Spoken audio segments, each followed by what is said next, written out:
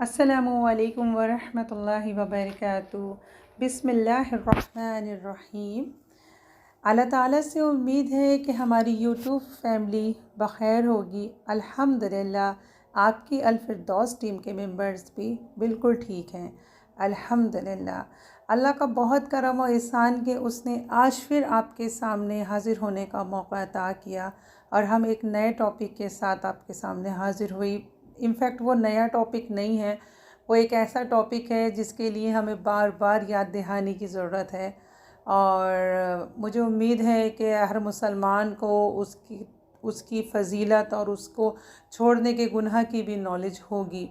और वो हमारी दीन इस्लाम का सेकंड अरकान है, जो नमाज है। नमाज के बारे में तो हमारे यहाँ के हर बच्चे तक को तमीज़ है कि नमाज कैसे पढ़नी है, क्या पढ़नी है, कब पढ़नी है और नहीं छोड़नी है। लेकिन अक्सर हमारी जो कोताहियाँ होती हैं वो नमाज में ही ज़्यादा होती हैं।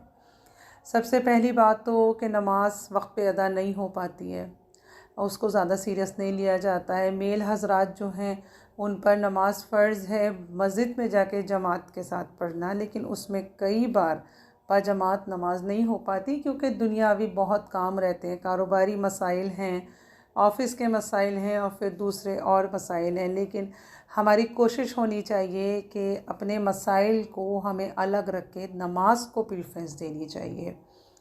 हमारी जो ख़वातीन हैं, मुस्लिम ख़वातीन हैं, उनको घर के बहुत सारे काम होते हैं और भी जो वर्किंग है उन्हें जॉब्स की होती है, लेकिन उनकी भी कोशिश होनी चाहिए कि नमाज को सबसे पहले अदा किया जाए।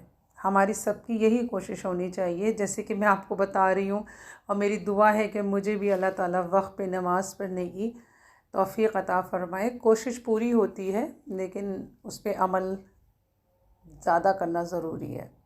इंशाअल्लाह नमाज को अपने लिए रेगुलर एक ज़रूरत बना लीजिए। नमाज के लिए कोई एक्सक्यूज़ नहीं है। हमारे बच्चों के, हमारी फैमिली मेम्बर्स के कई बार एक्सक्यूज़ होते हैं कि हाँ अभी पढ़ लेंगे, थोड़ी देर में पढ़ लेंगे। ये कहते कहते वक्त गुज़र जाता है और दूसरी नमाज का वक्त आ जाता है, लेकिन हमें ध्यान नहीं रह पाता और शैतान ऐसे मराहिल में हमें फंसाता है, ऐसे मसलों में हमें डालता है कि जिससे इंसान के जहन से ही निकल जाता है कि उसने नमाज भी पढ़नी थी। तो हमें ख़ुद से इस चीज़ पे फोकस करना चाहिए कि हमें नमाज जो है वो छोड़नी ही नहीं है। क्योंकि कभी भी हम किसी तकारीब में गए या फिर हम किसी कहीं बाहर गए, आउटिंग के लिए गए या फिर किसी मॉल्स में गए, तो वहाँ पर नमाज अक्सर बेशतर रह जाती है, लेकिन नहीं रहनी है। वो उसका अहद कर लेना है कि अहद के हमें नमाज छोड़नी ही नहीं है और कल पे या बात पे नहीं टालनी है, क्योंकि इंसान का कल कभी नहीं आता है। इंसान का कल तो आता है जैसे, लेकिन उस तरीक़े से जैसे कि नमाज कल से शुरू करेंगे वो कल नहीं आता है। जब वो आता है कल, जब इंसान महशर के दिन हाथ में किताब लेके खड़ा होगा। तो इसलिए हमें कभी भी अपनी नमाज के लिए या फिर अपने दीनी मसाइल जो भी हैं हमारे, उसके लिए कल पे नहीं डालना है। क्योंकि सबसे ज़्यादा जो इंसान को मतलब दूरी पहुँच होती है वो दीन से ही होती है।